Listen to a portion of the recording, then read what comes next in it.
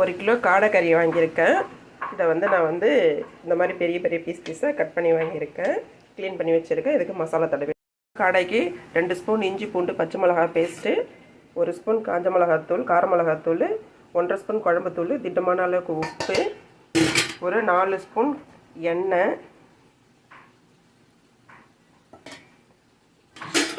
தயிர் கொஞ்சம், தயிர் ஒரு சின்ன கரண்டி குழிக்கரண்டி.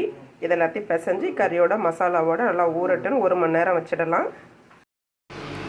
காடைக்கறி வறுக்கிறதுக்கு சட்டி காய வச்சு 4 ஸ்பூன் எண்ணெய் விட்டுருக்கேன். இப்போ நம்ம மசாலா தடவி வச்சுருக்கிறேன் கறி அதோட ஆட் பண்ணுங்கள்.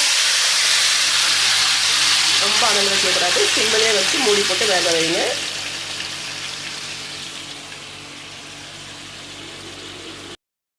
காடைக்கறியை நடுநடுவில் கிண்டி விடுங்க, அடி பிடிக்காத அளவுக்கு. ரொம்ப கிண்ட தேவையில்லை, ஒரு 2-3 தரம் நடுநடுவில் கிண்டி விட்டாலே போதும்.